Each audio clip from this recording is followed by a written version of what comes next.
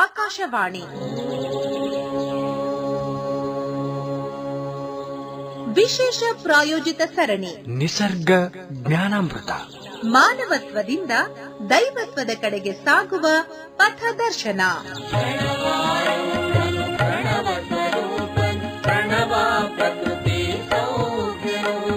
ಪ್ರಾಯೋಜಕರು ವೈದ್ಯ ಸಂಗಣ್ಣ ಯೋಗ ಮತ್ತು ನಿಸರ್ಗೋಪಚಾರ ಕೇಂದ್ರ, ಶ್ರೀ ಗುರು ಬಸವ ಮಹಾಮನೆ, ಮನಗುಂಡಿ, ಧಾರವಾಡ.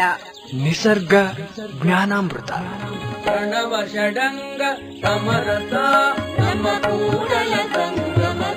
ಈ ಕಾರ್ಯಕ್ರಮಕ್ಕೆ ಶುಭಾಶಯ ಕೋರುತ್ತಾರೆ ಶ್ರೀಮಾನ್ ರವಿ ಮೆಳವಂಕಿ, ನಿವೃತ್ತ ವ್ಯವಸ್ಥಾಪಕರು, ಕೆನರಾ ಬ್ಯಾಂಕ್, ಧಾರವಾಡ.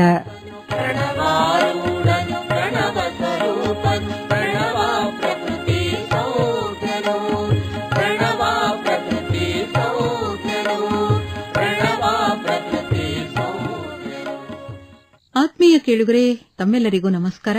ನಿಸರ್ಗ ಜ್ಞಾನಾಮೃತ, ಮಾನವತ್ವದಿಂದ ದೈವತ್ವದೆಡೆಗೆ ಸಾಗುವ ಪಥದರ್ಶನ ಕಾರ್ಯಕ್ರಮ ಸರಣಿಗೆ ಸ್ವಾಗತ. ಧಾರವಾಡ ತಾಲೂಕು ಮನಗುಂಡಿಯ ವೈದ್ಯ ಸಂಗಣ್ಣ ಮತ್ತು ನಿಸರ್ಗೋಪಚಾರ ಕೇಂದ್ರದ ಶ್ರೀ ಬಸವಾನಂದ ಸ್ವಾಮೀಜಿಯವರು ನಮ್ಮ ಸ್ಟುಡಿಯೋದಲ್ಲಿದ್ದಾರೆ. ಹೋದ್ವಾರ ನಾವು ಸ್ವಾಧ್ಯಾಯ ಅಂದ್ರೆ ಓದು ಎಷ್ಟು ಮುಖ್ಯ ನಮ್ಮ ಜೀವನಕ್ಕೆ ಅನ್ನೋದ್ರ ಕುರಿತಂಗ ತಿಳ್ಕೊಳ್ತಾ ಇದ್ವಿ. ಈಗ ಓದಿನಿಂದ ಆತ್ಮನಿರೀಕ್ಷಣೆಯನ್ನ ಹೇಗೆ ಮಾಡ್ಕೊಳ್ಬೇಕು ಅನ್ನೋದ್ರ ಬಗ್ಗೆ ಸ್ವಾಮೀಜಿಯವರು ಇವತ್ತು ತಿಳಿಸೋರಿದ್ದಾರೆ. ಕೇಳೋಣ. ನಮಸ್ಕಾರ ಮೇಡಮ್. ನಮಸ್ಕಾರ ರೀ ಸ್ವಾಮಿ. ಸ್ವಾಧ್ಯಾಯ ಅನ್ನುವಾಗ ಸಾಮಾನ್ಯ ನಾವು ಅಧ್ಯಯನದಿಂದ ಹೋದ್ವಾರ ಮಾತಾಡಿದ್ದೆ. ಹೌದು. ಈ ವಾರ ಇನ್ನೊಂದು ಬಹಳ ಮುಖ್ಯವಾದದ್ದು, ಓದ್ತಾ ಓದ್ತಾ ನಮ್ಮ ಇಂಟರ್ನಲ್ ಜರ್ನಿ ಶುರು ಆಗ್ಬಿಡುತ್ತೆ. ಯಾವಾಗ್ಲೂ ಯಾರೇ ನೀವು ಓದುವಾಗ ಶುರು ಮಾಡ್ಕೊಳ್ಳಿ, ಆ ರೂಪಗಳನ್ನ ಒಳಗಡೆ ಕಟ್ಕೊಳ್ತಾ ಇರ್ತೀರ. ಅಲ್ಲೇನೇನು ಇಮ್ಯಾಜಿನ್ಸ್ ಬರ್ತವೆ, ಆಮೇಲಿಂದ ಇಮೇಜಸ್ ಬರ್ತವೆ, ಕಲ್ಪನೆಗಳು ಮತ್ತು ಪ್ರತಿಮೆಗಳು, ಅವೆಲ್ಲ ನಿಮ್ಮೊಳಗಡೆ ಮೂಡ್ತಾ ಇರುತ್ತೆ. ಅಂದ್ರೆ ಈ ಪರೀಕ್ಷೆಗಾಗಿ ಭಯದಿಂದ ಓದೋದ್ ಬಿಟ್ಟು ಆನಂದಕ್ಕಾಗಿ ಓದಕ್ ಶುರು ಮಾಡಿ ನೀವು, ಆವಾಗ ಈ ಇಮೇಜಸ್ ಮತ್ತು ಇಮ್ಯಾಜಿನ್ಸ್ ಅಂದ್ರೆ ಇಮ್ಯಾಜಿನೇಷನ್, ಕಲ್ಪನೆಗಳು ಶುರು ಆಗ್ತವೆ. ಆವಾಗ ನೀವು ಪುಸ್ತಕದ ಜೊತೆ ಪ್ರಯಾಣ ಮಾಡ್ತಿರ್ತೀರ. ಒಂದ್ ನಾಟಕ ಓದಿ ಅಥವಾ ಒಂದ್ ಕಾದಂಬರಿ ಓದಿ, ಆ ಓದ್ತಾ ಓದ್ತಾ ಓದ್ತಾ ಓದ್ತಾ ನಿಮ್ಮ ಅಂತರ್ಯಾತ್ರೆ ಶುರು ಆಗ್ಬಿಡುತ್ತೆ. ಇದು ಮಾನವನ ಸೌಭಾಗ್ಯ. ಮೊದಲು ನಾನನ್ನೋದು ಈ ಮಾತು, ಭಾಷೆ, ಆಮೇಲಿಂದ ಲಿಪಿ, ಇವೆಲ್ಲವೂ ಸೌಭಾಗ್ಯಗಳೇ. ಬೇರೆ ಪ್ರಾಣಿಗಳಿಗೆ ಯಾವಕ್ಕಿದೆ ಹೇಳಿ? ಆ ಡೈನೋಸಾರ್ಸ್ 4 ಕೋಟಿ ವರ್ಷ ಬದುಕಿತ್ತಂತೆ. ತುಂಬಾ ದೈತ್ಯ ಪ್ರಾಣಿ, ಪೆಡಂಭೂತ ಅಂತ ಹೇಳ್ತಾರೆ. ಅಷ್ಟು ದೈಹಿಕ ವಿಕಾಸ ಆದ್ರೂ ಕೂಡ ಮಾನಸಿಕ ವಿಕಾಸ ಆಗ್ಲಿಲ್ಲ ಪಾಪ. ಇನ್ನು ತುಂಬಾ ಹಳೆ ಪ್ರಾಣಿಗಳು ಅಂತ ನಾವು ಕೇಳ್ತೀವಿ. ಮಾನವನಿಗಿಂತ ಪ್ರಾಚೀನವಾದವು ಅಂದ್ರೆ ಜಿರ್ಲೆಗಳು, ಹಲ್ಲಿಗಳು, ಮೊಸಳೆಗಳು ತುಂಬಾ ಹಳೆ ಪ್ರಾಣಿಗಳು ಅಂತ ಹೇಳ್ತಾರೆ ಅಧ್ಯಯನ ಮಾಡೋರು. ಆದ್ರೆ ಅಲ್ಲೂ ಕೂಡ ಅವು ದೈಹಿಕವಾಗೂ ವಿಕಾಸ ಆಗಲಿಲ್ಲ, ಮನಸ್ಸಂತೂ ಕೇಳಂಗೇ ಇಲ್ಲ. ಆದ್ರೆ ಮನುಷ್ಯ ಮಾನಸಿಕವಾಗಿ ವಿಕಾಸ ಹಾಕೊಂತ ಬಂದ. ಸ್ವಾಧ್ಯಾಯದಲ್ಲಿ ಮಾಡಬೇಕಾದ್ದು ಅಂದ್ರೆ ಓದ್ತಾ ಓದ್ತಾ ಓದ್ತಾ ಓದ್ತಾ ಅಂತರ್ಯಾತ್ರೆ ಶುರು ಆಗ್ಬಿಡ್ಬೇಕು. ಅಂದ್ರೆ ನಮ್ಮನ್ನ ನಾವು ನಿರೀಕ್ಷೆ ಮಾಡ್ಕೊಳ್ಳೋದು. ಈಗ ಒಂದು ಪಾತ್ರ, ನೀವು ಕಳೆದ ಸಾರಿ ನಾನು ಹೇಳಿದ್ದೆ ಬೆಂಜಮಿನ್ ಫ್ರಾಂಕ್ಲಿನ್ ಬಗ್ಗೆ ಹೇಳಿದ್ದೆ.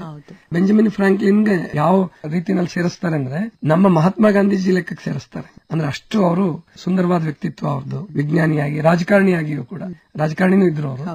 ಹೀಗೆ ಅವರು ಜೀವನ ಚರಿತ್ರೆ ಕೂಡ ಇದೆ ಅಂತ ಹೇಳ್ತಾರೆ. ನಾನಿನ್ನು ಓದಿಲ್ಲ. ಅಂತಹದನ್ನ ಓದುವಾಗ, ಮಹಾತ್ಮ ಗಾಂಧೀಜಿ ಅವ್ರ ಬಗ್ಗೆ ಓದುವಾಗ, ಸ್ವಾಮಿ ವಿವೇಕಾನಂದರ ಬಗ್ಗೆ ಓದುವಾಗ ನಮ್ಮನ್ನ ನಾವು ಆತ್ಮನಿರೀಕ್ಷಣೆ ಮಾಡ್ಕೊಳ್ಳೋಕೆ ಶುರು ಮಾಡ್ಬಿಡ್ರಿ. ಅಂದ್ರೆ ನನ್ನ ವ್ಯಕ್ತಿತ್ವ ಹೇಗೆ ರೂಪುಕೊಳ್ತಾ ಇದೆ, ಆಮೇಲೆ ನನ್ನಿಂದ ನನ್ನ ಮನೆಗೆ, ನನ್ನ ಕುಟುಂಬದಿಂದ ಪ್ರಾರಂಭ ಆಗುತ್ತೆ. ನನ್ನ ಮನೆಯಲ್ಲಿ ನನ್ನ ವ್ಯಕ್ತಿತ್ವ ಹೇಗಿದೆ, ಎಲ್ಲರೂ ನನ್ನನ್ನು ಪ್ರೀತಿಸ್ತಿದಾರ, ನಾನೆಲ್ಲರನ್ನೂ ಚೆನ್ನಾಗಿ ನೋಡ್ಕೊಳ್ತಾ ಇದ್ದೀನ, ಅಪ್ಪ ಇದ್ರೆ ಅಥವಾ ಮಗ ಇದ್ರೆ ಆ ಅಪ್ಪ ಅಮ್ಮಂಗೆ ನಾನ್ ಚೆನ್ನಾಗಿ ನೋಡ್ಕೊಳ್ತಿದ್ದೀನ, ಅಪ್ಪ ಅಮ್ಮನಿಗೆ ನಾನ್ ಗೌರವ ಕೊಡ್ತಾ ಇದ್ದೀನ, ಇಲ್ಲಿಂದ ಶುರು ಆಗುತ್ತೆ. ಆವಾಗ ಬರ್ತಾ ಬರ್ತಾ ಬರ್ತಾ ಏನಾಗುತ್ತೆ, ಅವನ ಗುಣಗಳು, ಅದರಲ್ಲೂ ವಿಶೇಷವಾಗಿ ನಮ್ಮ ತಪ್ಪುಗಳು ನಮಗೆ ಗೊತ್ತಾಗಕ್ ಶುರುವಾಯಿತು ಅಂದ್ರೆ ಕೆಲವರು ಭಯ ಪಟ್ಬಿಡ್ತಾರೆ. ಅಯ್ಯೋ, ನಾನು ಇಷ್ಟು ಇಂತಹ ಕೆಟ್ಟವನಿದ್ದೀನ, ನಾನು ಭಯ ಪಡಬೇಡಿ, ಯಾವತ್ತೂ ಭಯ ಪಡಬೇಡಿ. ಯಾಕೆ ಅಂದ್ರೆ ನನ್ನ ತಪ್ಪುಗಳು ನನಗೆ ಗೊತ್ತಾಗ್ತಾ ಇದೆ ಅಂದ್ರೆ, ನಿಮ್ಮ ತಪ್ಪುಗಳು ನಿಮಗೆ ಗೊತ್ತಾಗ್ತಾ ಇದೆ ಅಂದ್ರೆ ನಿಮ್ಮಲ್ಲಿ ಅಂತರಂಗದಲ್ಲಿ ಬಹಳ ಸುಧಾರಣೆ ಆಗ್ತಾ ಇದೆ ಅಂತ ಅರ್ಥ. ಇಂಟ್ರಾಸ್ಪೆಕ್ಷನ್ ಅಂತ ಕರೀತಾರೆ ಇಂಗ್ಲಿಷ್ ಅಲ್ಲಿ. ಆತ್ಮಾವಲೋಕನ ತುಂಬಾ ಚೆನ್ನಾಗಿ ನಡೀತಾ ಇದೆ ಅಂತ ಅರ್ಥ. ಆದ್ರಿಂದ ಆತ್ಮಾವಲೋಕನ ಮಾಡ್ಕೊಳ್ಳೋದು ಕೂಡ ಸ್ವಾಧ್ಯಾಯನೇ. ಆಮೇಲೆ ಇನ್ನು ಕೆಲವರು ಬಹಳ ತೊಂದರೆ ಮಾಡ್ಕೊಳ್ತಾರೆ. ಈಗ ಉದಾಹರಣೆಗೆ ಚಟದ ಬಗ್ಗೆ ಹೇಳ್ತಾ ಇದ್ದೆ. ತಿನ್ನುವ ಚಟ ಇದೆ, ತಮಗೆ ತಾವು ಬೈಕೊಳ್ಳೋದು, ನನಗೆ ತುಂಬಾ ಕೆಟ್ಟ ಚಟ ಇದೆ ಅಂತ ಎಲ್ಲರ ಹತ್ರ ಹೇಳ್ಕೊಳ್ಳೋದು. ನಾನು ತುಂಬಾ ತಿಂತೀನಿ, ಇಷ್ಟು ದಪ್ಪ ಆಗಿದ್ದೀನಿ, ಯಾಕೆ ಗೊತ್ತಾ, ತುಂಬಾ ತಿಂತೀನಿ ಅಂತ ಎಲ್ಲರ ಹತ್ರ ಹೇಳ್ಕೊಳ್ಳೋದ್ರಿಂದ ಪ್ರಯೋಜನ ಇಲ್ಲ. ಹಾಗಾದ್ರೆ ಯಾರ ಹತ್ರ ಹೇಳ್ಕೋಬೇಕಂದ್ರೆ ನಿಮಗೆ ಸಹಾಯ ಮಾಡ್ತಕ್ಕಂಥವ್ರು, ನಿಮಗೆ ಮಾರ್ಗದರ್ಶನ ಮಾಡ್ತಕ್ಕಂಥವ್ರು, ಅಂತವ್ರ ಹತ್ರ ಹೇಳ್ಕೊಂಡಾಗ ಅವರು ಸ್ವತಃ ಸಾಧಕರಿದ್ರೆ, ಅವ್ರು ಸ್ವತಃ ಜೀವನದಲ್ಲಿ ಏನಾದ್ರು ಸಾಧನೆ ಮಾಡಿದ್ರಂದ್ರೆ ನಿಮಗೆ ಗೈಡ್ ಮಾಡ್ತಾರೆ. ಆವಾಗ ನಿಮ್ಗೆ ಆತ್ಮಾವಲೋಕನ ಮಾಡ್ಕೊಳ್ಳೋದು ತುಂಬಾ ಸುಲಭ ಆಗುತ್ತೆ. ಆಮೇಲೆ ಈ ವಿಶೇಷ ದಿನಗಳು ಅಂತ ಬರ್ತಾವಲ್ಲ, ನಿಮ್ಮ ಹುಟ್ಟಿದ ದಿನ ಇರ್ಬೋದು, ಆಮೇಲಿಂದ ಹೊಸ ವರ್ಷದ ಮೊದಲನೇ ದಿನ, ಆಮೇಲೆ ತುಂಬಾ ಇಷ್ಟವಾದವರ ಹುಟ್ಟಿದ ದಿನ ಅಥವಾ ಹಬ್ಬದ ದಿನ, ಇಂತಹ ಸಂದರ್ಭಗಳಲ್ಲಿ ಸಂಕಲ್ಪ ಮಾಡೋದು ನಾವು ಏನಂದ್ರೆ, ಇಂತಹ ಗುಣವನ್ನ ನಾನು ಇವತ್ತಿಂದ ಕಡಿಮೆ ಮಾಡ್ಕೊಳ್ತೀನಿ. ಸಿಟ್ಟನ್ನು ಕಡಿಮೆ ಮಾಡ್ಕೊಳ್ಳೋದು, ಅಹಂಕಾರವನ್ನು ಕಡಿಮೆ ಮಾಡ್ಕೊಳ್ಳೋದು, ಅದಕ್ಕೆ ಆತ್ಮಾವಲೋಕನ ಅನ್ನುವಂಥದ್ದು ತುಂಬಾ ಸಹಾಯ ಮಾಡುತ್ತೆ. ಆದ್ರಿಂದ ಸ್ವಾಧ್ಯಾಯದಲ್ಲಿ ಬರ್ತಕ್ಕಂಥದ್ದು ಆತ್ಮಾವಲೋಕನ ಅಧ್ಯಯನ ಮಾಡ್ತಾ ಮಾಡ್ತಾ ಅಂತರ್ಮುಖಿಗಳಾಗ್ತಕ್ಕಂಥದ್ದೇ ಅದು ಆತ್ಮಾವಲೋಕನ ಕಡೆಗೆ ನಮ್ಮನ್ನ ಕರ್ಕೊಂಡು ಹೋಗ್ತಕ್ಕಂಥದ್ದು. ಈ ಆತ್ಮಾವಲೋಕನವನ್ನ ನಮ್ಮ ಶರಣರು ತುಂಬಾ ಚೆನ್ನಾಗಿ ಮಾಡ್ತಾರೆ. ಬಸವಣ್ಣವ್ರು ಹೇಳ್ತಾರೆ, ಎನ್ನ ಚಿತ್ತವು ಅತ್ತಿಯಣ್ಣು ನೋಡಯ್ಯ, ಎನ್ನೊಳಗೇನು ಶುದ್ಧವಿಲ್ಲವಯ್ಯ. ಅಂದ್ರೆ ಅದರ ಅರ್ಥ ಬಸವಣ್ಣವರು ಹಂಗಿದ್ರು ಅಂತಲ್ಲ. ಬಸವಣ್ಣವ್ರ ವಚನಗಳು ನಮಗೆ ಕನ್ನಡಿ ಆಗ್ಬೇಕು. ಈಗ ನಾವು ಹೊರಗಡೆ ನೀವು ಉಡುಪುಗಳನ್ನ ಸರಿಪಡಿಸ್ಕೊಳ್ಳುವಾಗ, ಮುಖವನ್ನು ತಿದ್ಕೊಳ್ಳುವಾಗ, ತಲೆ ಬಾಚಿಕೊಳ್ಳುವಾಗ ಕನ್ನಡಿ ಬಳಸ್ತೀರ. ಹಾಗೆ ನಮ್ಮ ಶರಣರ, ಸಂತರ, ಮಹಾತ್ಮರ ಶ್ಲೋಕಗಳನ್ನ, ವಚನಗಳನ್ನ ನಮ್ಮ ಆತ್ಮಾವಲೋಕನದ ಕನ್ನಡಿಯನ್ನಾಗಿ ಬಳಸ್ಕೋಬೇಕು. ಆತ್ಮಾವಲೋಕನ ಮಾಡ್ಕೊಳ್ಳೋದಕ್ಕೆ ಅರಿವೇ ಗುರು ಅಂತ ಏನ್ ಹೇಳ್ತಾರಲ್ಲ, ಆ ಅರಿವು ಜಾಗೃತ ಆಗೋದಕ್ಕೆ ಇದು ಕನ್ನಡಿ ತರ ಸಹಾಯ ಮಾಡುತ್ತೆ ವಚನಗಳು. ಆದ್ರಿಂದ ಸ್ವಾಧ್ಯಾಯದಲ್ಲಿ ಬಹಳ ಮುಖ್ಯವಾಗಿ ಗಮನಿಸಬೇಕಾದ್ದು ಮೊದಲನೇದು ಹೊರಗಿನ ಅಧ್ಯಯನ. ಪುಸ್ತಕಗಳನ್ನು ಓದೋದಂತೂ ಕಡ್ಡಾಯವಾಗಿ ರೂಢಿ ಮಾಡ್ಕೊಳ್ಳಿ. ಯಾರಿಗ ಅಭ್ಯಾಸ ಇಲ್ವೋ ಒಂದ್ ಅರ್ಧ ಗಂಟೆ 15 ನಿಮಿಷದಿಂದ ಸ್ಟಾರ್ಟ್ ಮಾಡ್ಕೊಳ್ಳಿ. ನಿಯತಕಾಲಿಕವಾಗಿ ಓದ್ಲೇಬೇಕು, ಒಂದ್ ನಿರ್ದಿಷ್ಟ ಟೈಮ್ ಇಟ್ಕೊಂಡು ಓದ್ಲೇಬೇಕು. ಆ ರೀತಿ ಇಟ್ಕೊಂಡ್ಬಿಡಿ. ಆಮೇಲೆ ಮಲಗುವಾಗ ನಿಮಗೆ ಓದೋದಕ್ಕೆ ತುಂಬಾ ಮತ್ತು ಆತ್ಮಾವಲೋಕನಕ್ಕೆ 2 ಸಂದರ್ಭಗಳನ್ನು ಹೇಳ್ತೀನಿ ನಿಮಗೆ. ಒಂದು ಮಲಗುವಾಗ, ಬೆಳಿಗ್ಗೆ ಎದ್ದಾಗ. ಅವೆರಡು ನಿಮ್ ಕೈಯಲ್ಲಿರ್ತದ ಸಮಯ. ಈ ಬಾಕಿಯಂತೆ ನಮ್ನ ಯಾರು ಪ್ರಭಾವಿಸಬಹುದು ಅಥವಾ ಯಾರು ಹೇಳ್ಬಹುದು, ನೀವು ಓದ್ತಾ ಕೂತಿದ್ರೆ ಎದಳಪ್ಪ ಕೆಲಸ ಮಾಡೋ ಅಂತ ಹೇಳ್ಬಹುದು. ಆದ್ರೆ ನೀವು ಮಲಗೋದಕ್ಕೆ ಅಂತ ಏನು ಹೋಗ್ತಿರಲ್ಲ, ಆವಾಗ ಪುಸ್ತಕ ಹಿಡ್ಕೊಂಡು ನೀವು ಮಲ್ಕೊಳ್ಳೋದಕ್ಕೆ ಸಿದ್ಧತೆ ಮಾಡ್ಕೊಂಡ್ರಿ ಅಂದ್ರೆ ನಿಮ್ಮ ವ್ಯಕ್ತಿತ್ವದಲ್ಲಿ ಒಂದೇ ವರ್ಷದಲ್ಲಿ ಅಗಾಧವಾದ ಬದಲಾವಣೆ ಬರುತ್ತೆ. ಆ ಪುಸ್ತಕನ 15 ನಿಮಿಷ ಓದಿ, ಅರ್ಧ ಗಂಟೆ ಓದಿ, ಹಂಗೆ ಮಲ್ಕೊಂಬಿಡಿ. ಓದ್ತಾ ಮಲ್ಕೊಂಬಿಡಿ. ಎದ್ದು ಕೂಡಲೇ ಆತ್ಮಾವಲೋಕನಕ್ಕೆ ಇಟ್ಕೊಳ್ಳಿ. ಓದಿದ್ದು ಹಿಂದಿನ ದಿನ ನಾನೇನ್ ಮಾಡಿದೆ, ಇವತ್ತು ನಾನೇನ್ ಮಾಡ್ಬೇಕು, ಹೇಗೆ ನನ್ನ ವ್ಯಕ್ತಿತ್ವವನ್ನ ಬದಲಾಯಿಸ್ಕೊಳ್ಬೇಕು ಅಂತಕ್ಕಂಥದ್ದನ್ನ ನೀವು ಶುರು ಮಾಡಿದ್ರಿಂತಂದ್ರೆ ಅದೇ ಸ್ವಾಧ್ಯಾಯ ಆಗತ್ತೆ, ಆತ್ಮಾವಲೋಕನ ಆಗತ್ತೆ. ನಿಮ್ಮ ವ್ಯಕ್ತಿತ್ವದ ಬದಲಾವಣೆಗೆ, ವ್ಯಕ್ತಿತ್ವದ ಪರಿಪೂರ್ಣತೆಯ ಕಡೆಗೆ ನಿಮ್ಮ ಪ್ರಯಾಣ ಶುರುವಾಗುತ್ತೆ. ಇನ್ನು ಆತ್ಮಾವಲೋಕದ ನಂತರ, ಅದು ಸ್ವಾಧ್ಯಾಯದ ನಂತರ ಈಶ್ವರ ಪ್ರಣಿಧಾನ ಅಂತ ಬರ್ತದೆ. ನಾನು ಅದೇ ನಿಯಮಗಳ ಬಗ್ಗೆ ಮಾತಾಡ್ತಾ ಇದ್ನಲ್ಲ, ಅದರಲ್ಲಿ ಮೊದಲನೇದು ಶೌಚ, 2ನೇದು ಸಂತೋಷ, 3ನೇದು ತಪಸ್ಸು, 4ನೇದು ಸ್ವಾಧ್ಯಾಯ, 5ನೇದು ಈಶ್ವರ ಪ್ರಣಿಧಾನ. ಇದನ್ನ ಯಾಕೆ ಮತ್ತೆ ಮತ್ತೆ ನಾನು ಹೇಳ್ತೀನಿ ಅಂದ್ರೆ ನಿಮ್ಗೆ ಅದನ್ನ ನೆನ್ಪುಳಿಬೇಕು ಅಂತ. ನೆನ್ಪಿಟ್ಕೊಳ್ಳಿ, ನೆನ್ಪುಳಿದ್ ಬಿಡುತ್ತದು. ಶೌಚ, ಸಂತೋಷ, ತಪಸ್ಸು, ಸ್ವಾಧ್ಯಾಯ, ಈಶ್ವರ ಪ್ರಣಿಧಾನ. ಇದನ್ನ ಬಹಳ ಮುಖ್ಯವಾಗಿ ನಮ್ಮ ಪತಂಜಲಿ ಯೋಗಿಗಳು ಹೇಳ್ತಾರೆ. ಪತಂಜಲಿ ಋಷಿಗಳು ಈಶ್ವರ ಪ್ರಣಿಧಾನದ ಬಗ್ಗೆ ಒಂದ್ 2-3 ಸಾರಿ ಉಲ್ಲೇಖ ಮಾಡ್ತಾರೆ ಅವರು. ಅಂದ್ರೆ ಏನು ಈಶ್ವರ ಪ್ರಣಿಧಾನ ಅಂದ್ರೆ ಸರ್ವ ಸಮರ್ಪಣಾ ಭಾವ.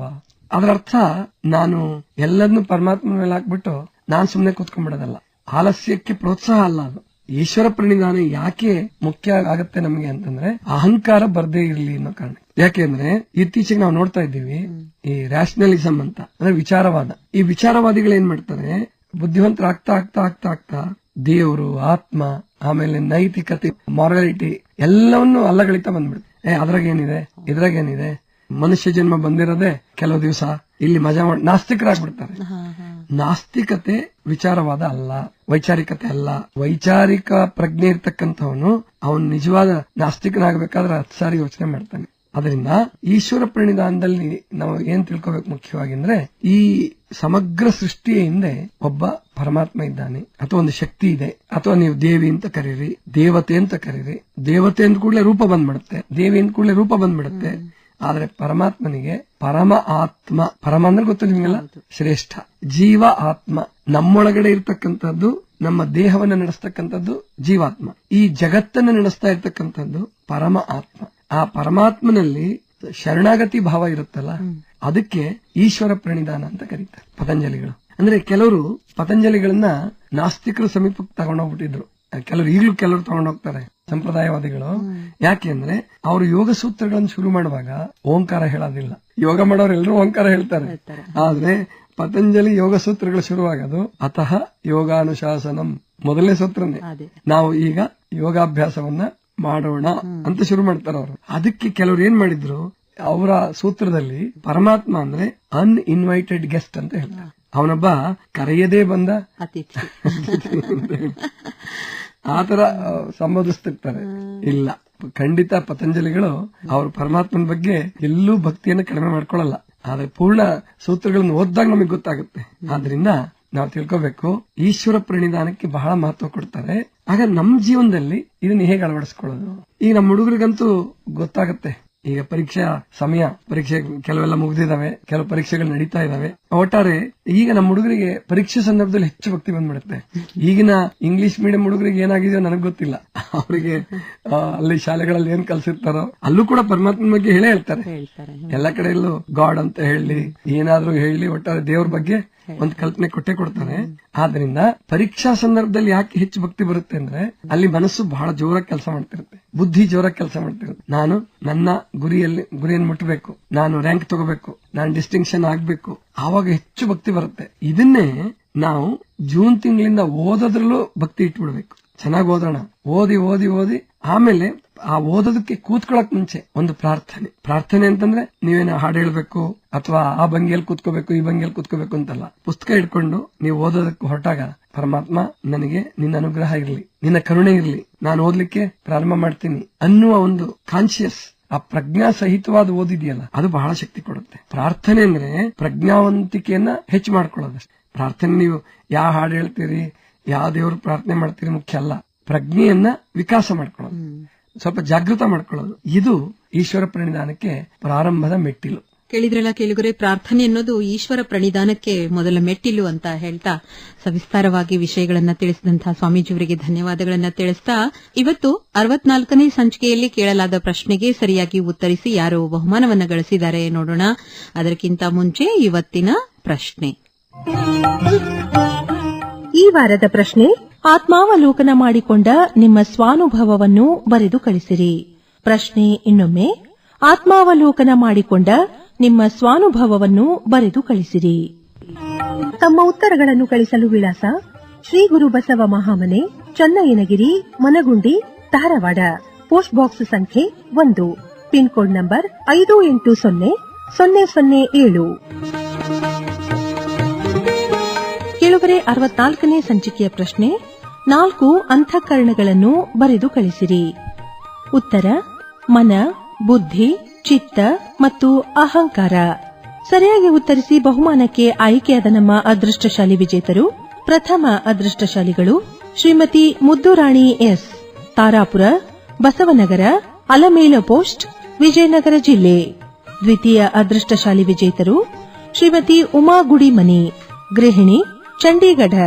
ತೃತೀಯ ನಮ್ಮ ಅದೃಷ್ಟಶಾಲಿ ವಿಜೇತರು ಶ್ರೀಮತಿ ಸಾವಿತ್ರಮ್ಮ ಕೆ ವಿಭೂತಿ, 2ನೇ ಮೇನ್, 4ನೇ ಕ್ರಾಸ್, ಕಾಳಿದಾಸನಗರ, ಹರಿಹರ. ವಿಜೇತರಿಗೆ ಅಭಿನಂದನೆಗಳು. ಕೇಳುಗರೆ, 65ನೇ ಸಂಚಿಕೆಯ ವಿಜೇತರ ಹೆಸರುಗಳನ್ನು ಮುಂದಿನ ಸಂಚಿಕೆಯಲ್ಲಿ ತಿಳಿಸಲಾಗುವುದು.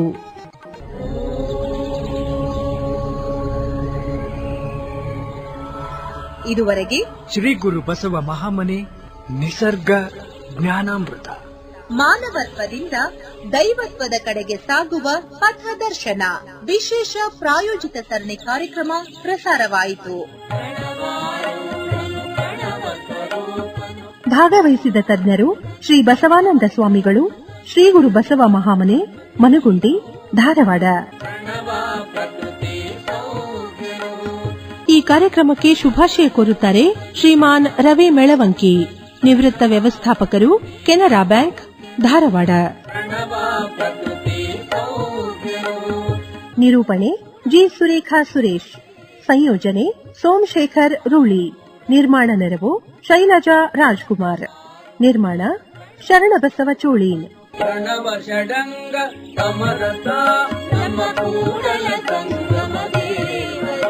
ಶ್ರೀ ಗುರು ಬಸವ ಮಹಾಮನೆ ನಿಸರ್ಗ ಜ್ಞಾನಾಮೃತ.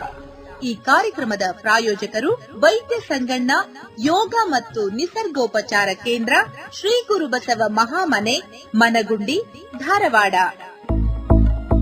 ಒತ್ತಡದ ಜೀವನ, ಕಲಬೆರಕೆ ಆಹಾರ, ವ್ಯಾಯಾಮ ರಹಿತ ಬದುಕು, ವೈಜ್ಞಾನಿಕ ಸಾಧನಗಳ ದುರ್ಬಳಕೆ, ಇವುಗಳಿಂದ ಉಂಟಾದ ಬೊಜ್ಜು, ಮೂಲವ್ಯಾಧಿ, ಅಪೆಂಡಿಕ್ಸ್, ಟ್ಯಾನ್ಸಿಲಿಟಿಸ್, ಮಧುಮೇಹ, ರಕ್ತದೊತ್ತಡ, ಹೃದ್ರೋಗ, ಮೂತ್ರಕೋಶ, ಪಿತ್ತಕೋಶದಲ್ಲಿ ಕಲ್ಲು, ಮೈಗ್ರೇನ್, ಚರ್ಮರೋಗ, ಕ್ಯಾನ್ಸರ್, ಸೋರಿಯಾಸಿಸ್ ಮುಂತಾದ ರೋಗಗಳನ್ನು ಯಾವುದೇ ಮದ್ದುಗಳಿಲ್ಲದೆ ಯೋಗ ಮತ್ತು ನಿಸರ್ಗೋಪಚಾರದಿಂದ ವಾಸಿ ಮಾಡಿಕೊಳ್ಳಲು ಸಂಪರ್ಕಿಸಿ 9448100282 ಮತ್ತು 8073979683. ಹೆಚ್ಚಿನ ಜ್ಞಾನಕ್ಕಾಗಿ ಮನಗುಂಡಿ ಆರೋಗ್ಯಶ್ರೀ ಯೂಟ್ಯೂಬ್ ಚಾನೆಲ್ಗೆ ಭೇಟಿ ಕೊಡಿ. ಧಾರವಾಡ ಕೇಂದ್ರದಲ್ಲಿ ಸಿದ್ಧಪಡಿಸಲಾದ ಈ ಕಾರ್ಯಕ್ರಮ ಕಲಬುರಗಿ ಕೇಂದ್ರದಿಂದಲೂ ಪ್ರಸಾರವಾಯಿತು.